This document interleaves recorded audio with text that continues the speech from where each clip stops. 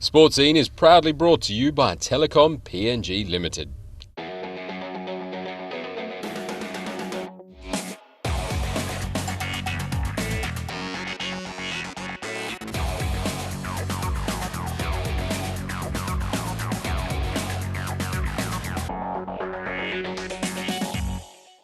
Good evening, Papua New Guinea, and welcome to another episode of Sports Scene. Thank you for joining me.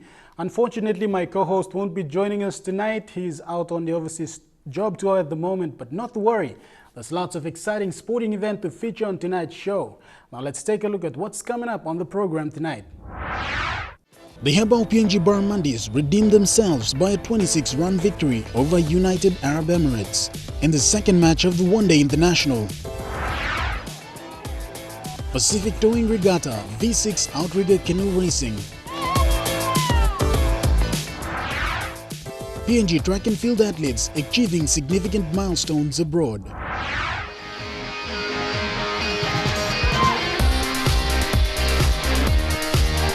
PNG men's national team sweet revenge on their away match in Tahiti.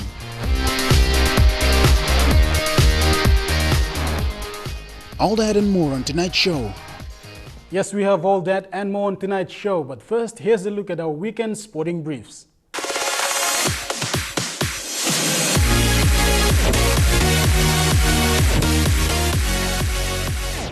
On tonight's sports brief, in the round 5 of the Inter Super Cup, SPPNG Hunters defeated Mackay Cutters by 30 points to 18. A great comeback from their 32-18 loss to the North Devils in round 4. And in round 5 of NRL, it's not every day you hear one team praising their opponent for their approach to a game. In the spirit of true sportsmanship, defending premiers, the Cronulla Sharks complimented their opponents, the Newcastle Knights, after Saturday's close game, where the Sharks came out with 1 point difference to win the match.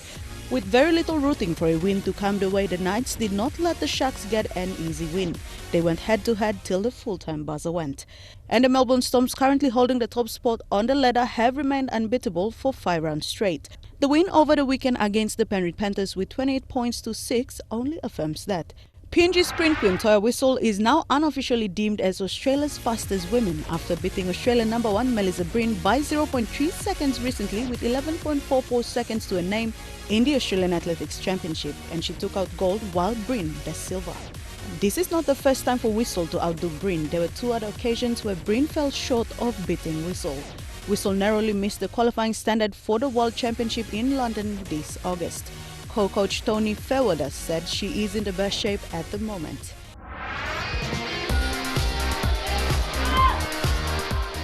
And in the OFC World Cup road to Russia, PNG stunned Tahiti last Thursday with a 2-1 win that has now set them on the path again to Russia.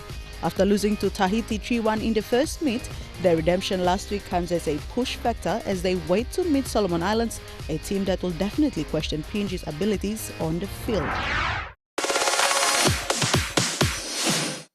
All right, thank you, Dineros, for that. The Hebou PNG Barramundis are still on the United Emirates tour. Now, last Friday, they played the first one-day international of the World Cricket League Championships Round 5. Unfortunately, the home side, United Arab Emirates, were too strong for them. The Barras fell short of the win by massive 82 runs. Well, that was just the opener. In the second ODI yesterday, the Barras redeemed themselves with a 26 runs victory. The Hebou PNG Barramundis went down scrambling in the World Cricket League Championship opener match against host United Arab Emirates last Friday by 82 runs. The UAE opened the first inning. Ched Sopa and Ali now started off well, taking out 4 for 149 in just under 38 overs. UAE responded with a massive 142 runs in the 12 overs that followed. By the time the Barras took the bat, they were chasing an accumulative of 292 runs. Top order batsmen Vani Vagi Moria, Tony Ura and Lega Siaka were quickly dismissed after chasing down 111 runs. Sese Bao, Dogodo Bao and Mahuru Dai's efforts to recuperate the scoreline went begging. ODI debutants Alenau and Nosiana Pokana made impressive chases but fell short of overcoming the target when they were all out at just 210 after 47 overs. A disappointed coach Deepak Patel said their fielding and bowling was not on song in the last 10 overs. Then the PNG side made a comeback yesterday with a 26 runs win. This time batting first, the Barras collected half a century through Vani Vagimoria as well as accumulative runs from Legasiaka and Tony Ura that saw them off to the win. Though Tony Ura was at the receiving end of a run-out ball in just the 6th inning. They were all out for 233 by the 47th over. In the second inning, the United Arab Emirates chase saw them losing the top order early on through Asad Vala's bowling handy spin-offs. By the time UAE's middle order collapsed, they were just at 7 for 161 in 38.3 overs. Recovery efforts went to no avail as they were all out at 206 runs in 47.4 overs. The Barramundis and the home side will meet again tomorrow for the final ODI. All right, congratulations to the boys there. It's time for a break now, and up next, the V6 Pacific Towing Regatta monthly race update.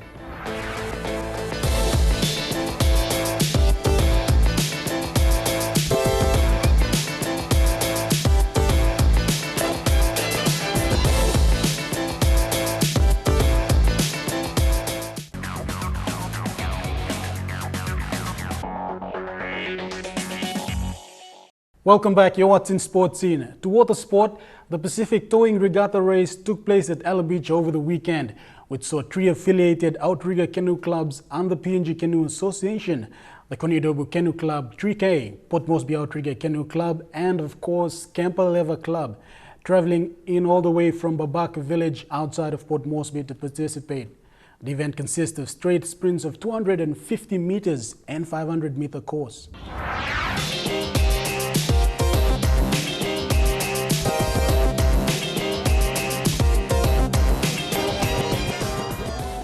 The Papua New Guinea Canoeing Association staged their first regatta canoe racing for this year at the Ella Beach with 3 outrigger canoe club affiliates of PNG Canoeing Association competing in 3 divisions of under-19 men's and open men's and women's category.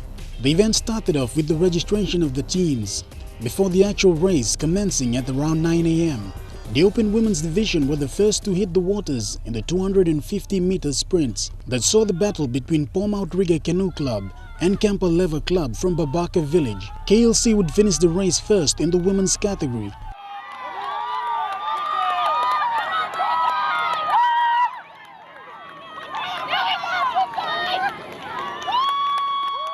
And also showed a dominant performance in the under-19 men's division.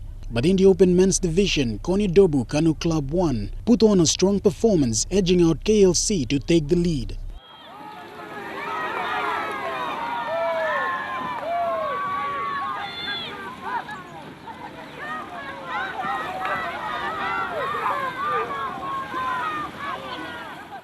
KLC, however, would demonstrate their supremacy in the 500-meter race, taking out the first placing in all categories.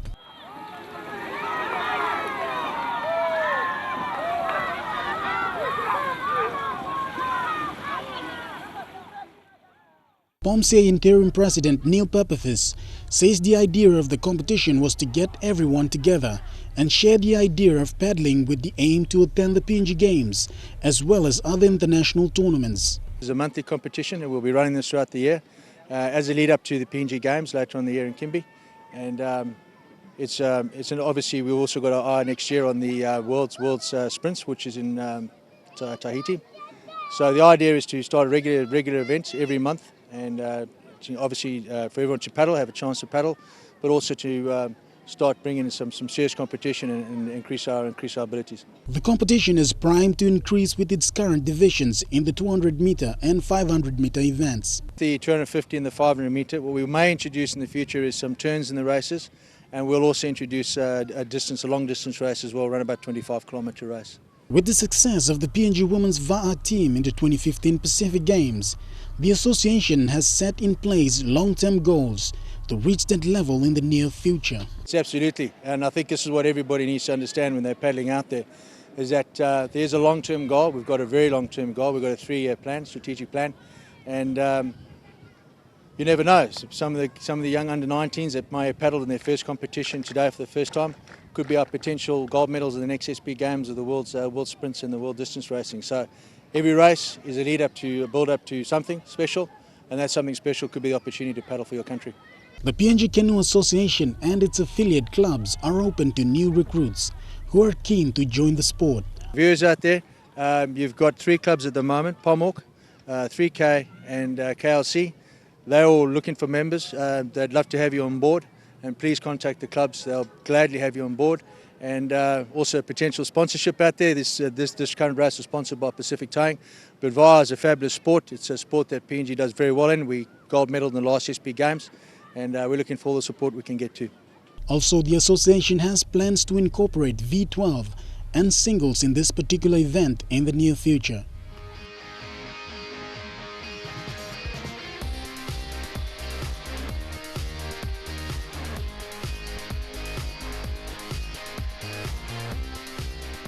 V12s is something we haven't really thought about doing this year.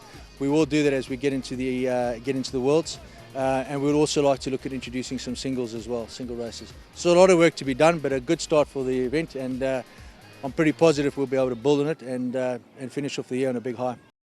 Still on water sports, here's a look back on the 2018 Kumul World Longboard Championship that took place in Tupira, Madang Province.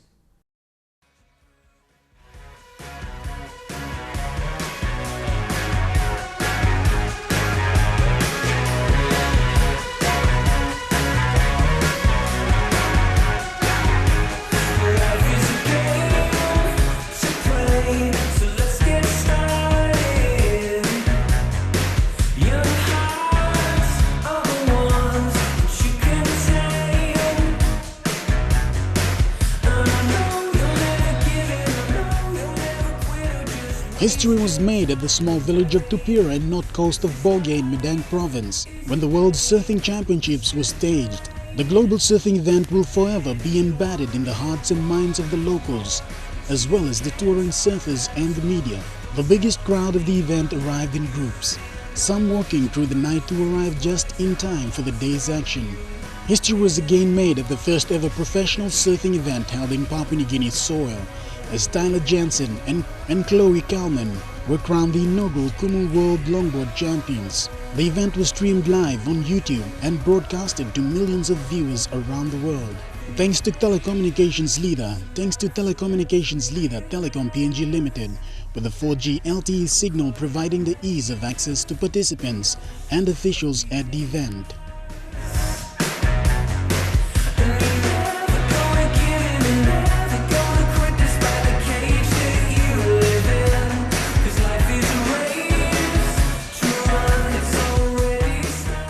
Yes, what an exciting sports day. It's time for a quick breather now.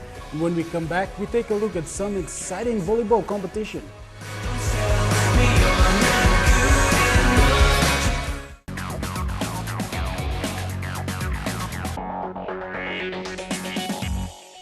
Welcome back. Away from urban sports and proper facilities, there are actually some villages here in the country that can put up a good competitive tournament when they want. Here is a story of the Gabagaba Village tournament that went down last week. All I can say is they played like true professionals.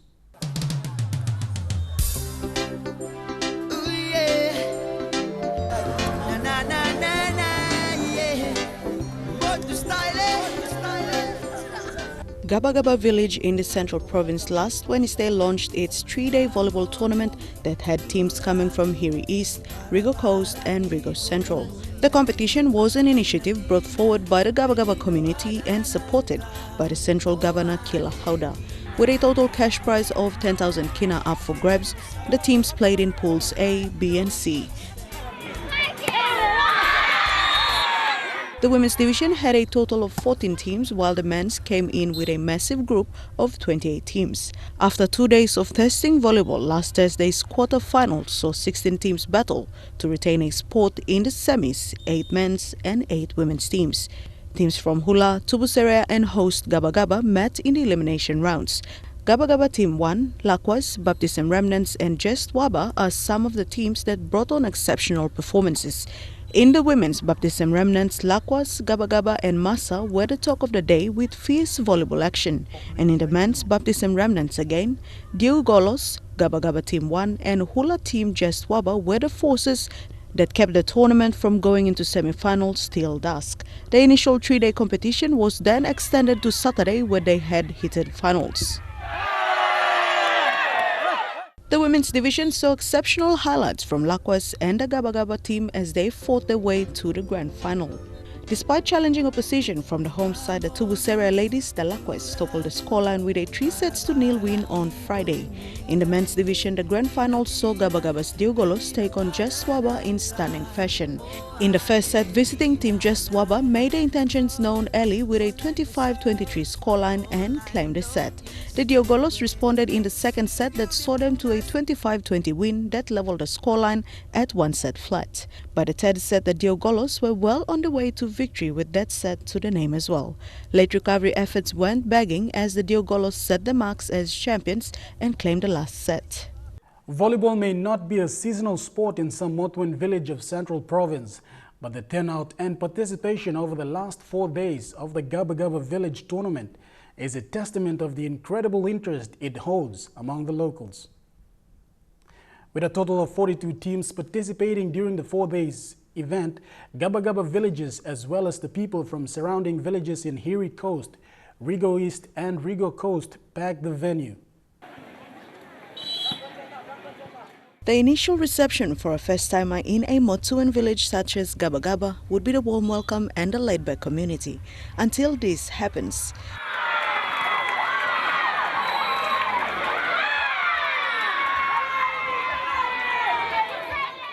the locals and visiting villages played volleyball like true professionals with spikes that seemed ball-breaking, convincing dummies that at times had their opponents scrambling, and athletic abilities that left bystanders in awe.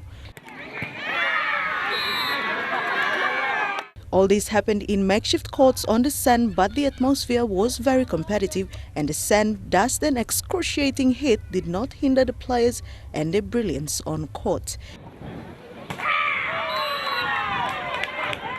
Gracing the tournament with their presence also was former national representative Jeffrey Charlie and current national rep George David.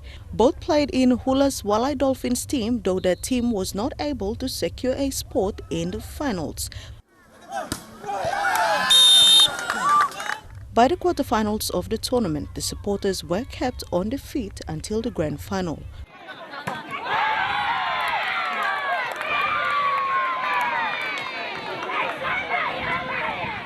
Tournament director Joe Killas said there is an abundance of talent and there are already plans to make the sport seasonal. Exposing our young talent players out into Port Moresby competition. So this is also part of the pathway that we have in plan for our Gabagaba competition as well too. During the national championship last year, Hula was the only team from that end that sent a team. But these are from the likes of Gabagaba, Tupira and others, and they need a platform like the national championship or other regional competitions.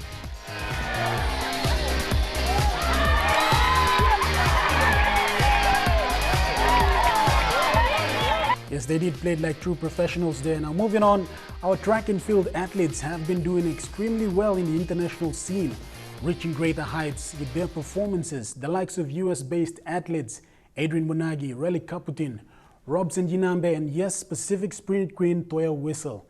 Here's a brief update on their performances so far. PNG Sprint Queen is now unofficially deemed as Australia's fastest woman after beating Australian #1 Melissa Breen by 0.3 seconds, recently with 11.44 seconds to her name in the Australian Athletics Championship, and took out gold while Breen the silver. This is not the first time for Whistle to outdo Breen. There were 2 other previous occasions where Breen fell short of beating Whistle. Whistle narrowly missed the qualifying standard for the World Championships in London this August. We'll take a quick breather now, and on the other side, we'll talk about football.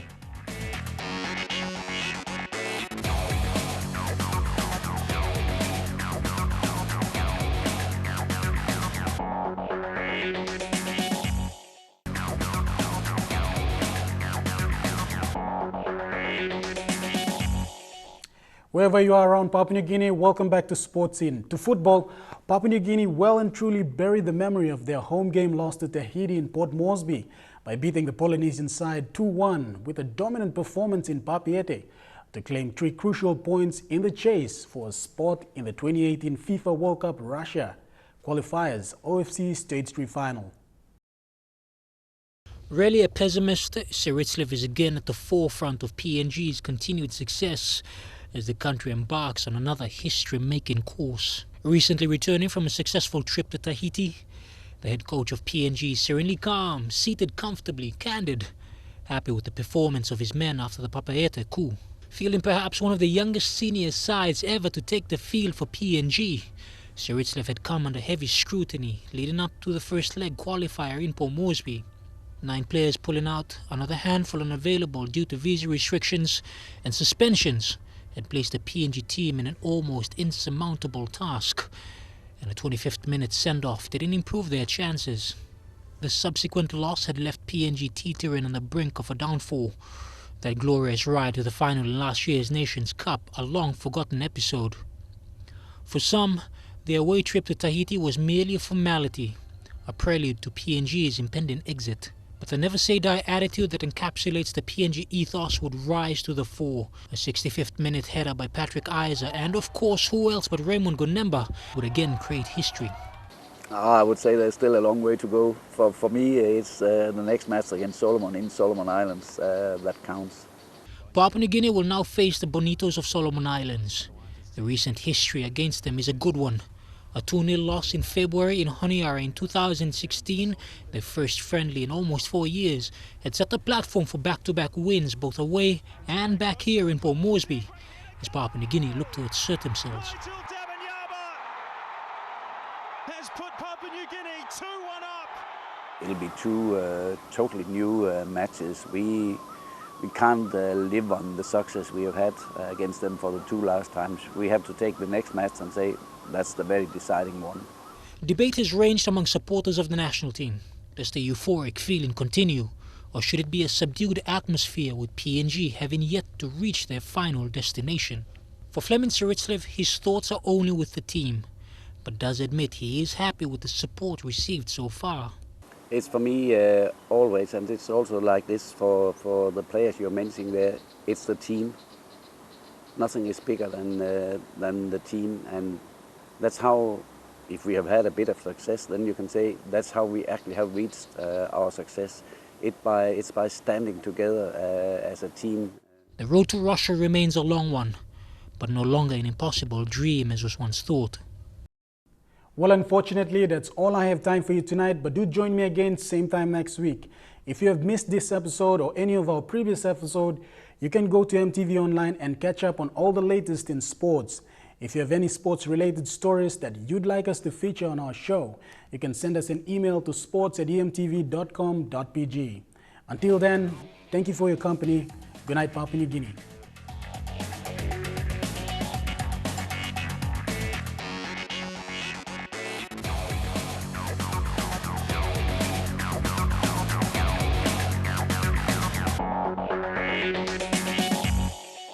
Sports Scene was proudly brought to you by Telecom PNG Limited.